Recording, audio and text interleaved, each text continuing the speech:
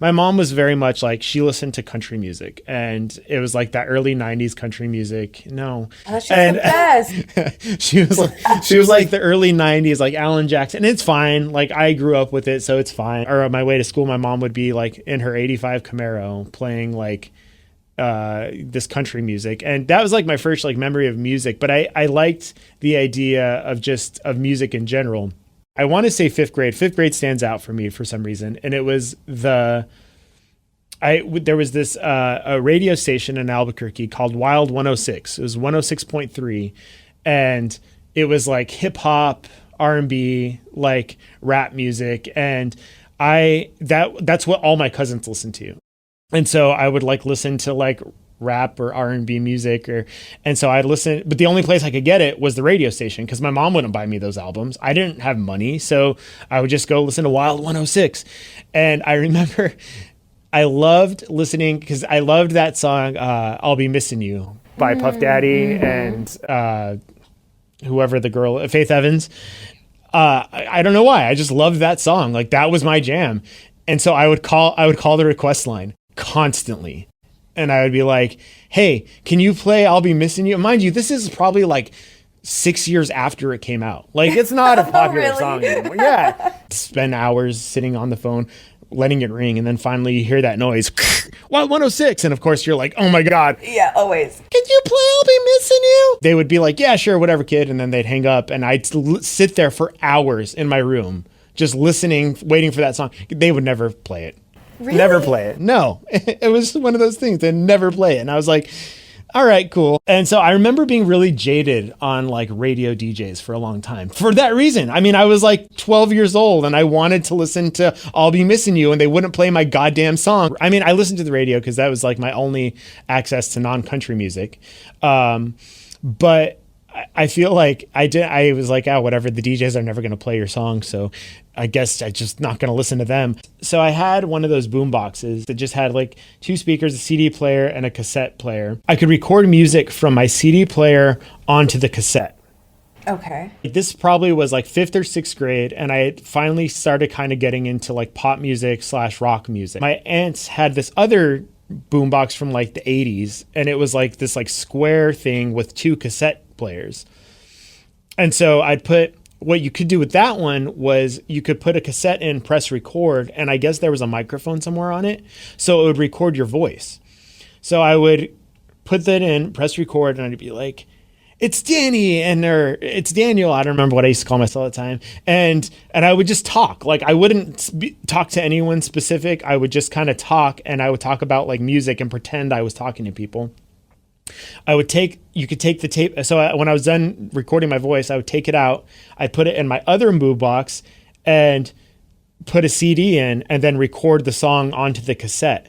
So it was like this makeshift radio show. Now, in your head, were you thinking it was a radio show, or it was just something you were putting together? I mean, I knew what a DJ was, obviously, and I knew that like they introduced songs, but I didn't like the concept of an actual show where I'm like talking to people for entertainment purposes. I mean, I guess it was like rudimentary in my mind. Is that a word? Yeah.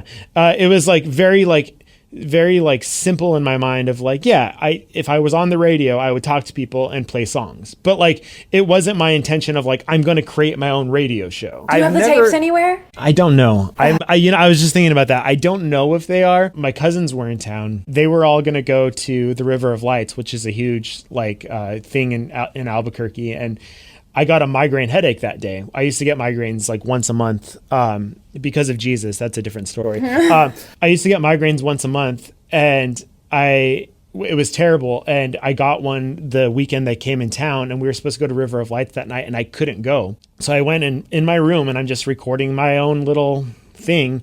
And I remember just bitching about having a migraine that day and being like, I got a stupid migraine today. You all know how that is. And I was just like the stupidest like story about having a migraine headache. And then I was like, and here's NSYNC. You were like kind of podcasting. Kind of. I used to watch the Disney Channel a lot, and they were always like, Radio Disney, we're all ears. And I was like, yeah, we are. They dealt with kids a lot more, so they would actually like interact with you, which was cool, like as opposed to Wild 106, who were like way too cool for you. The one time that I've ever won anything from a radio station was I was in Chama, New Mexico, which is a small town, 1,000 people. That's where my family started. Like my grandpa and grandma lived. You couldn't get Radio Disney up there. They didn't have cable up there for like probably till I was 16. Like it was like a very small town, satellite dishes type of thing. But I remember going up there, and it was probably, like I said, around that same fifth, sixth grade time. And I was like, I'm going to call the radio station because I'm bored at my grandparents' house. So I got the phone and I kept calling. And I remember ring.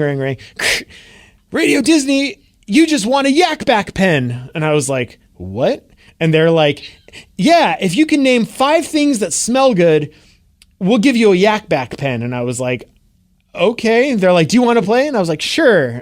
I went to 6th grade and I got all my skater friends. And I don't know, you're around my age, but it's like one of those things where in 6th, 7th, 8th grade, like the skater kids, like they were anti everything. It was like, oh, let's go skate. And then you got into the punk rock, and punk rock was really anti radio. I mean, I had a shirt that said the radio still sucks for the longest time.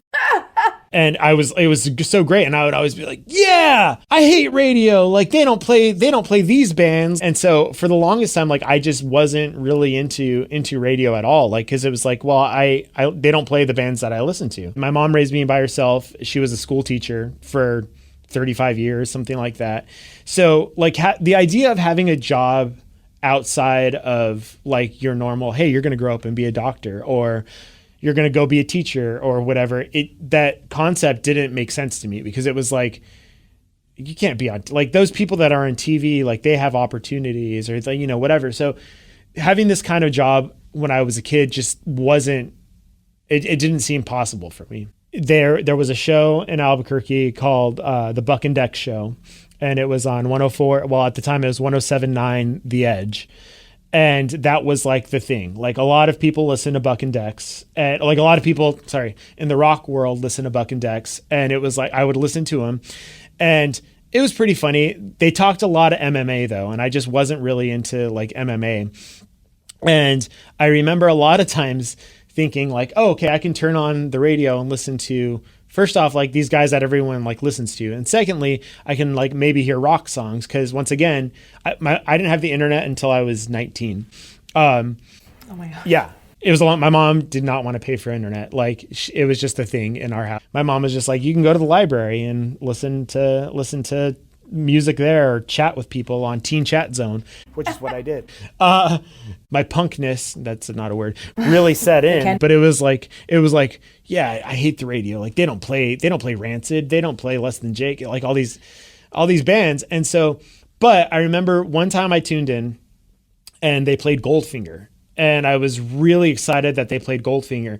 And then they came on after, and Dex was talking about how great of a band Goldfinger was. And I was like, fuck yeah, Goldfinger's awesome. Like, I love these guys. So I'd listen to them, but I remember distinctly getting mad because they wouldn't play enough music. I was like, why are these guys always talking? Like, this is so annoying to me. Like, why do they talk all the time? Like, I'm not listening to the radio for them to talk, like, which is so ironic.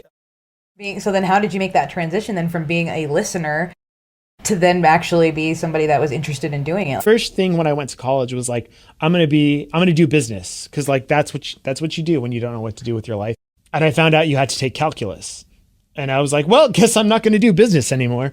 So I stopped taking I dropped the whole business degree thing. And so I was working at this place called Campfire, taking care of kids. And so my second thought was, well, I like taking care of kids. And so I started doing early education, whatever you call it. I was on that kick for about like a year and a half of like, I'm going to be a teacher and I'm going to do elementary school. But then I started realizing that because I am still a child, like mentally, I was also 5 years old, and I realized that I would not be a good teacher. Like, so at that point I was like, well, what am I going to do with my life?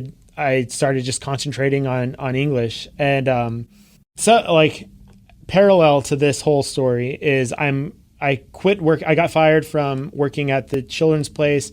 And so I started working at, it was this place called Kiva Juice. And it's basically just a Jamba Juice, but local to New Mexico. And I worked there and it was fine, making smoothies. And it was back in the food industry, so I didn't have to fold shirts, so I was good. And I started working my way up through Kiva Juice, and I just worked there. It was a job that paid my bills in college. And I became store manager. I mean, mind you, the minimum wage at the time was like $5.15 an hour. Oh my God. So, but rent in Albuquerque was like $600 a month for like a 1-bedroom. So that was cool. I ended up working with our corporate office a lot.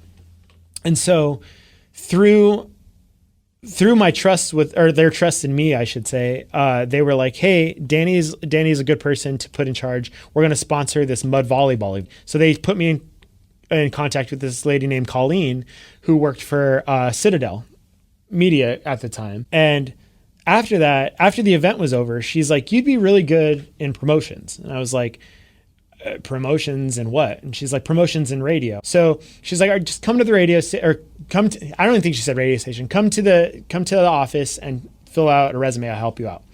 So I go and I'm like, show up at a radio station and I'm like, oh, like an actual radio, like this is cool. There's on-air lights. That's cool. Like totally blowing my mind that I'm like in a radio station. I'm pretty positive it was January 2009 is when I finally got a call. She's like, hey, you still want a job? And I'm like, yeah. And she's like, great, you're hired. And it was like, cool. I always wanted to be a Red Bull kid. Like I wanted to be one of the Red Bull girls that drove around and gave away free Red Bull because everyone fucking loves them. Like I was like, this is awesome. Like I get so stoked when they show up at the skate park and they're there. Yes, I was going to skate parks when I was 19. That being said, like it was like and so this was like the closest thing because I was like, well, I'm working on this promotions. I'm working as a promotions assistant and you get to show up, give away free stuff, free pizza, hang out with like radio talent. That's when like really I started getting like super excited about radio. It was like, all right, not only is the promotions job cool, but then I realized like, oh, there's a radio station. Like I could walk down the hall and be on the radio. That's awesome. And so I would say probably not even 6 weeks after I started, I was already like, well, how can I be on the radio? I started asking questions like, how do you get on the radio? Like, I want to be a host. Like, is that, and I remember I don't remember who gave me the advice, but they were like, well, why don't you just go talk to the DJs and like, let them know that like you want to be on the radio and they can give you tips and stuff. So I remember going to John Forsyth. He was the host of John and the Pop-Tarts on the pop station show. It was John and two girls. And, they had been in the market for like 20 years. And I remember going to John and being like, hey, like, I want to be on the radio. What can I do? Can I do anything for the morning show? And I'll never forget that he's just like, well, we need a danger boy. And I was like, what? And he's like, Leah will get in contact with you. So Leah calls me and she's like, are you all right with getting set on fire? And I was like, yeah. And she's like, okay, show up on this day. Ended up being canceled. I never got set on fire, but their idea was they were going to send me to a movie set with a stunt guy and set me on fire and have me be on the radio when it all went down. So I was super stoked about it. And I was like, yeah, never ended up happening. But then I remember they called me and they're like, well, do you have a diaper? And I was like, no, but I can get one. So I go to Walgreens and I buy like Depends. And they're like, all right, you're going to be Cupid and you're going to hand out flowers or Valentines, I don't remember exactly, to single women who are driving to work in the morning. And that's, so I was like, all right, well, if we're doing this, we're going full bore. So I went and bought these like red and black stockings, put on a diaper, went shirtless, borrowed some angel wings from this girl that was in one of my communications classes. And next thing I know, it's the Friday before Valentine's Day, and I'm on the busiest street corner of Albuquerque, San Mateo and Montgomery, handing out Valentine's hugs to women who didn't have a Valentine. I didn't set up a Marty or anything. I just would call the request line and they would put me on. And I remember this is the time that I realized you are not supposed to be a host. They put me on and I just stammered through the whole thing. I was like tripping over my words. I was nervous.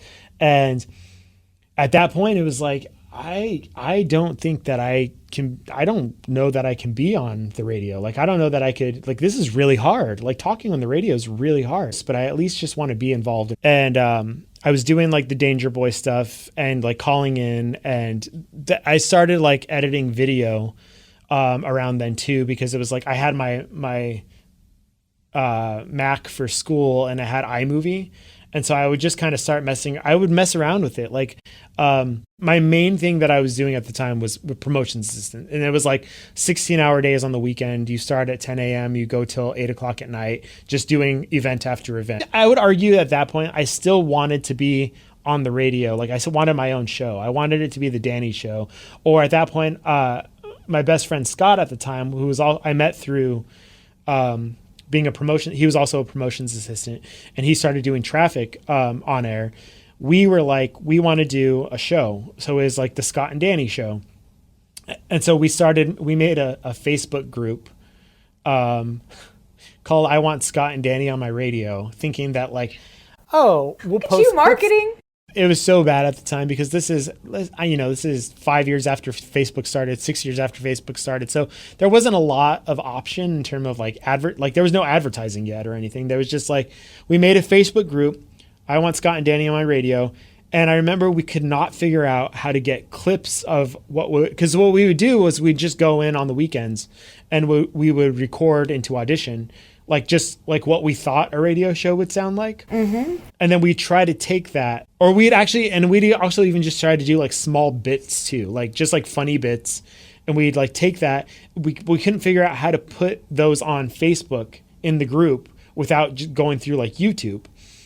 So we would do that, but then there was like some like crazy like alternate apps that you had to like download that would like post directly to Facebook for you. And I remember this being like a thought in my mind. I was like, if we just post stuff on Facebook, like we're going to get thousands of likes. It's going to be awesome. And then we can go to like our JJ, our PD, and be like, hey, did you see how many likes we got today? Like, let's put us on the radio. I remember not a bad thought. Like, honestly, like the base of that thought process is not that bad. JJ, he wasn't new, but he had been there only like maybe 2-3 years. He came in and was kind of looking to revamp the station. And John and the Pop-Tarts were no longer. And it was a huge thing. Like, oh my God, like John is gone. And so I remember I heard they got fired and I ran to his office because I was in the production room. I literally ran down the hallway to his office and I was like, oh my God, is it true? And he was like, yeah. And I was like, what's going to happen? And he's like, oh, well, I'm just going to be the interim morning show host until we hire somebody else with Kiki. But Kiki was going on vacation that week and it was just going to be JJ. And I was like, well, do you mind if I show up? Like maybe I could help in some way. And he was like, yeah, sure, whatever. So like that whole week, didn't get paid for it at all. Just showed up every morning. The first like 3 days, it's not that he didn't act like I wasn't there. He just like, I wouldn't be on the air. I wasn't doing anything. I was just kind of like there to hang out and like watch him run the board and do the morning show. And granted, it was like, since he was interim, it was like very short breaks. It was like almost just like an afternoon show. But by the like Thursday, he turned on my mic and I remember being like, what? And he would like ask me a question and I'd be like, this is awesome. I'm on the radio. And so I did that. Kiki came back and the three of us did the show for a while. And when I say three of us did the show, they did the show. I sat there and kind of like just whatever they needed. Like, but he never told me to stop showing up. So I just kept showing up and I didn't think I was bugging him. But that's when I started doing like a little bit more video. I think I had access to the KOBFM Facebook page from doing like the Danger Boy stuff. And so I would like post stuff and like just like very like elementary type things. About a month later, they hired a new guy and his name was Mike McKenzie to come and do the morning show. And it was going to be the McKenzie in the Morning Show. I went in to meet him, but he said something to the effect of like, oh, this is Danny. He kind of just shows up in the morning. Do with him what you will. He's like, so tell me about yourself. And so like I told him my whole story, and by the end of it, he's just like, all right, look, I need a producer and I want you to be our producer. And I was like, I don't know what that means, but sure. Just kind of like taught me what he wanted me to learn. And he gave me examples of like, well, I want us to be a show like Dave Ryan's show. I never heard of Dave Ryan before in my life. And I was like, all right. So I started listening to Dave Ryan, and then it was like Little Tommy in San Diego with Jeff and Jer. Like he's the kind of producer I want you to be. Like I want to get to a point where if you take off a day, like I need to be off because I can't do the show without you. In that 9 months that he was there, he taught me how to do everything. Now, he and Kiki did not get along, to put it lightly. It was just a very like stressful time in my life because I just remember being at the radio station from 4 a.m. until 1 or 2 in the afternoon and just doing production, learning stuff. And I was just always tired. I ended up like not really wanting to do radio at the end of it because it was just like one of those, like, I don't know if I can, I wanted out of Albuquerque. Long story short, he ended up getting fired. And not fired. I think he ended up quitting. They let him go, something of that effect.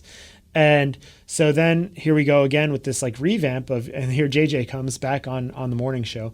By this point though, that 9 months had taught me a lot. So I remember the first show that JJ came back to do it with Kiki and I prepared a show sheet. I gave it to him, like had it on his area like before he showed up. I don't remember. I don't think I did Kiki's show business, but like I had and I had all the stories printed out and I was like ready to go. And he showed up and he's like, "Oh, this is awesome." Like, so he saw that I did that and he did the show for about a week that time. And then he was like, I mind you, this entire time, I'm just thinking like, oh, I'm not going to be able, like, they're going to hire somebody else. And Carlos was the afternoon guy at the time.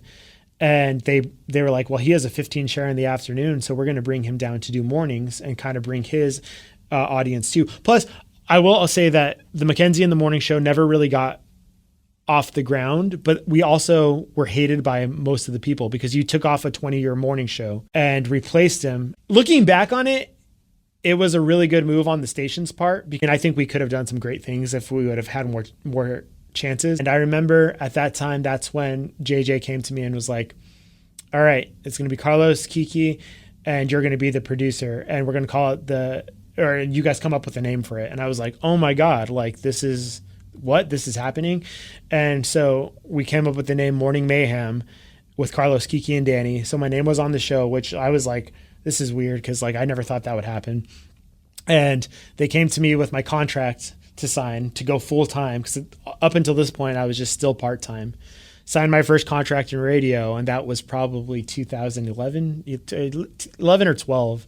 I didn't have the confidence I needed to as a producer at the time, and I'm fully aware of that now. There was still some hostility, especially between Kiki and I, because it was a toxic work environment with Mike and Kiki, the way that they ran things. And it's no shot to either of them, honestly. Like they didn't get along, and that's the way it was. And I think that for a long time after that, it just kind of resonated because it was like, well, we were part of that show, and unfortunately, you just can't be part of that kind of like talk show and like necessarily think the best in each other. So I think that being said, we did really good things. We won a New Mexico Broadcasting Award one of the years for Best Entertainment Show. But that's really where I kind of like, I started gaining the confidence to where it was like, all right, that first year was rough, but then like after that, it was like, all right, I'm doing the show sheets. I'm printing out all the stuff. Carlos really trusted me with everything that I was doing. And, that's when like I started going to the sales meetings, and then I would come up with ideas. Like it was just like, well, once again, diary market, like, what's the best way we can get out and be out there? And I was willing to go out and do that. I would take an intern from the show or a promotions assistant and say, hey, like, I want to do this. I want to do Chuck Your Weenie for 4th of July. Let's go. We're going to go out to Cracker Barrel's parking lot and buy hot dogs. We're going to get a small grill and you're going to chuck it across. And if you land the hot dog on the grill, you get a prize. Like, and we're going to video it. And that's where we had those flip cameras at the time. So it's super easy to take and do it. And they gave me full creative control with doing the videos and then posting them. Like they didn't care I mean, they didn't even care if the video was good at that point. It was like, hey, we have content, like do it. Like that was one of the funnest times in my life because I felt I was very confident in what I was doing on social media and with videos and stuff like that. I wasn't confident in myself on air. I was very like, I would question myself a lot. I didn't necessarily open up my mic that much, even though I was on the show and my name was on the show. I remember having multiple conversations with JJ where he's like, no, you're the producer. You tell them what they need to do and they need to listen to you. And it's like, okay, I'm 23 and they're older than me. They've been doing this a lot longer than I have. I could never get past that mindset of like, no, I need to be the one who like dictates what we do. Towards the end of it, it was like, I would just do things where it was like, I would come up with ideas and I would do them myself. I wouldn't really bother them with it unless it was something where we were going to get paid. Cause most of this stuff we did for free. We didn't get paid to do any of this. It was like, especially the videos and stuff. So it was like, I didn't want to bother them with being like, hey, come do this free thing when they had families and stuff. And, but that's kind of like where, that was a time in social media when things were just going viral. There was no like caps on things. Like you could post a meme and you would get 17 million likes on it. And with that, your page would grow too. Yep.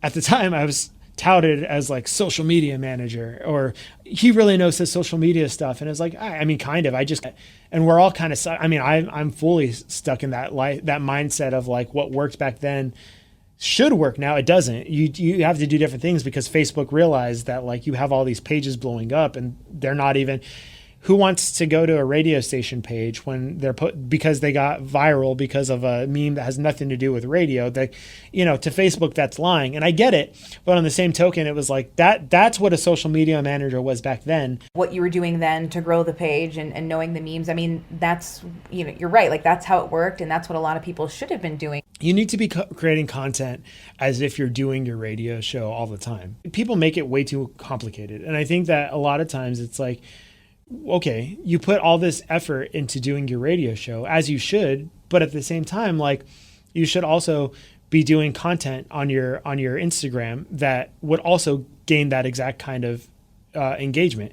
And it shouldn't be just memes. It shouldn't be just relatable content. Like it should be relatable content, but meaning like it shouldn't be things that aren't related to you and your radio station's brand, your personal brand, whatever it may be, because at that point, what's the point? I don't see the point of just getting followers anymore. That's not where we're at. Like that's not where I'm at personally. Like if you don't know who I am, if you don't know what I do, like I don't want you following me, because at that point there's no point. Like I want you to be engaged with me. I don't want you to be just like following me because I posted a funny meme one time. Because you do the social media right now, right? Like for the morning show, like their Twitter and their Instagram. Technically, I'm the social media lead, but I also give that title to Vicky on our show, and Sarah also runs it for BJ's personal pages. And we kind of we're a team. Like we all try to work together. I don't like being a leader by any means, because it's like she's been at KISW since she was interning when she was like 19. So it's been probably even longer than that. I think she's been here for 12 years now or something like that, 11 years. She knows the show, and she's been part of the morning show that entire time, interning, working for them, whatever. And so when I came here 6 years ago and it was like, hey, you're going to be the social media lead, it was like, well, I didn't say no. It was like, all right, whatever. But I'm not going to try to overstep Vicky, because Vicky knows the tone of the show. She knows what they do. She knows what they like doing. And at this point, I think that all three of us are fantastic at what we do. Just we need to we communicate. We get each other when one of us forgets, or like a lot of times, since I'm a producer, like if people take off, it's my job to fill in for them. So it's like at that point, I message Vicky and Sarah and say, hey, like I'm going to be doing Joe's job today. So like, I'm not going to be able to post on the BJMX page. Can you make sure it's up to date? And they keep it going. And it's really great that we have a team that's able to do. KSW, it just celebrated its 51st anniversary in Seattle. And, luckily with a heritage brand like that, you don't have a lot of pushback from corporate necessarily, unless you're just completely doing things wrong.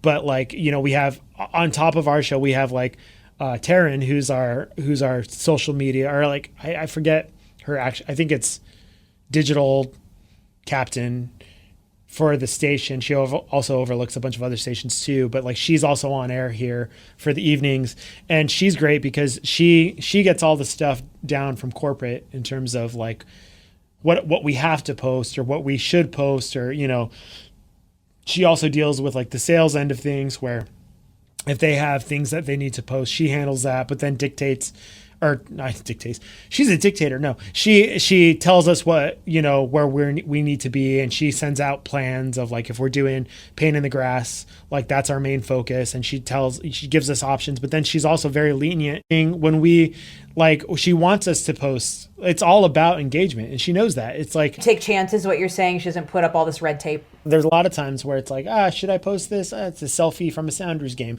Yeah. And she's like, yes, absolutely. Post that. And it doesn't matter if it's during my show, because social media, the way it works these days, it doesn't matter whenever you post. You might see it 3 days from now, but like we want to show that we're local. And so it's really great that she's like that, but then we get to have the freedom of doing what we want to do with not a lot. And then there's also the aspect of the corporate stuff. There's corporate blogs that they want us to reshare and stuff like that, but that's all covered because we have such a great team at KSW in general that it's like, if we miss it on the morning show, Taryn's going to get it later, Castle's going to get it later, and we all kind of work really well together in that way. Like, how many make your team entirely? We're really hurting for people. We only have 7, which is before I found out about KSW and started working for BJ and Steve, I would always go to boot camp, and they were so intimidating. Like, this show was so intimidating because at the time they had 8 people on the show, and they would always roll in like this big crew, this rock crew with like their big old beards and tattoos. And it was like one of those like, oh God, like I don't like, and they would always like, they were never rude. Like I just didn't know them. Like, and so it was like, just have like a vibe. Yeah. We're all really nice. It's kind of like a big family of brothers and sisters who just pick on each other constantly. But we have 7 people, and that's all credit to BJ. You obviously have like the 2 hosts, but then like... Yeah, so it's BJ and Migs. So originally it was just the BJ Shea Morning Experience, and he was the main host. Steve was his main producer, and they had other people just doing the different things. When they hired me, it was right after they rebranded to BJ and Migs. They made Steve the full-time co-host.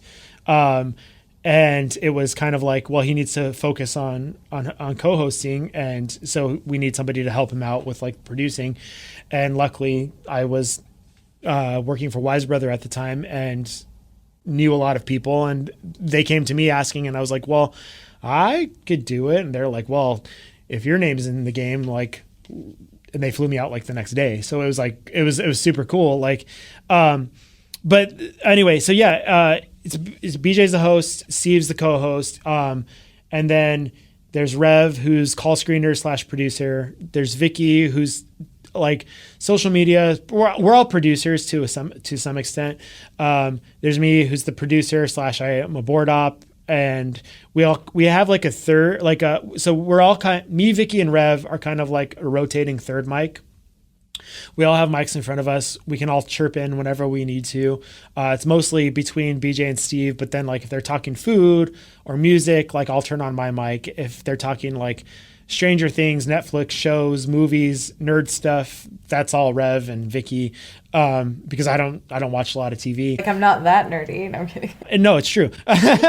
We're just nerdy in different ways, and that's kind of the beauty of our show, is that we kind of all embrace just our own nerdy geekiness. When you do have the team and the resources that you're able to get these things done, actually have social media content to look at, and actually like you said, that I love the sound of the teamwork stuff, like, oh, this person's gone, will you take care of it? And like, most people are just like, well, I'm the only one doing it. So like when I'm on vacation, like it's not happening, or they do it from vacation and whatnot. And you're able to actually then have a full, I guess, a better recharge. So when you come back, you can be better, better creative, a better producer. And, if you're just constantly on, you just never get that rest. It's the best team that I've seen, that I've ever worked for in radio, because it's like one of those, like, no, we all respect each other. We all know each other's limits. We all can be there for each other with different things. So we didn't even get into after I stopped working for KLBFM. I worked there for 3 years, and then I started working for Wise Brother,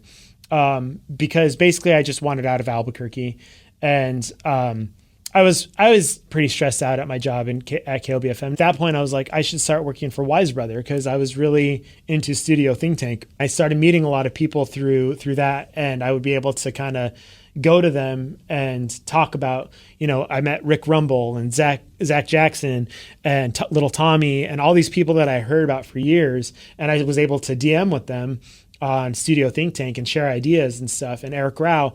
And, shout out to Eric and Tommy. They really were the ones who took me under their wing as a young producer and let me bitch or let me bump ideas off of them. And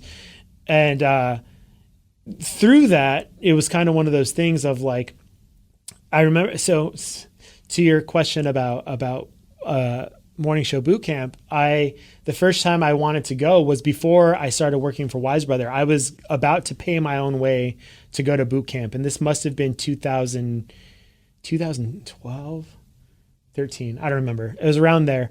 And my station wouldn't pay for anything. They were just going to give me the days off. My other coworkers didn't want to go that year. And so I was like, all right, well, I'm going to go. I booked my registration. Shout out to Don, because he let me pay only $200, because I was freaking out that I made $19,000 a year. I made no money. So I was like, my mom was going to pay for my flight to Chicago. But in that time, I started talking to, and once again, shout out to people on Studio Think Tank, but Rick Rumble was like, I'm buying you your first round since you purchased your registration. And Zach was like, you can sleep on my floor if you want. When you come, just get to morning show boot camp. And so I was like, all right. So I made it happen.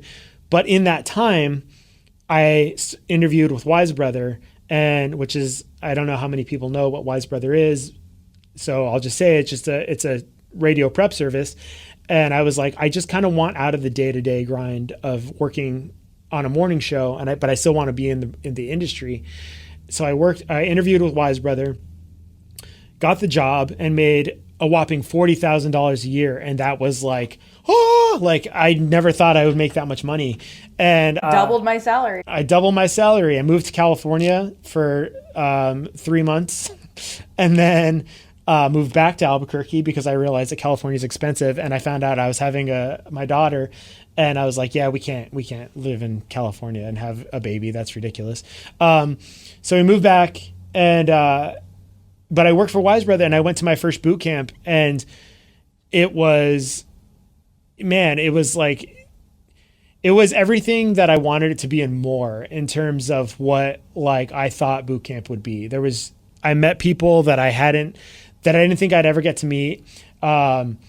Everyone was so welcoming, and which I had heard that didn't necessarily used to be that way, back in the 90s. So there was kind of this weird cloud over morning show boot camp of oh, there's a lot of people who have big egos.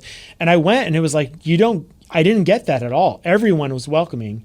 And ever since then, I was addicted. I wanted to go. Now, granted, I worked for a company, Wise Brother, who sponsors different things at morning show boot camp, and I got to go every year, and I got to be the best person ever because they would give me the drink tickets. So I would just hand out drink tickets from Wise Brother and give people free drinks. Everybody's BFF. Oh, it was amazing. People would seek me out, and then of course people knew me through Wise Brother and Studio Think Tank, so people knew who I was.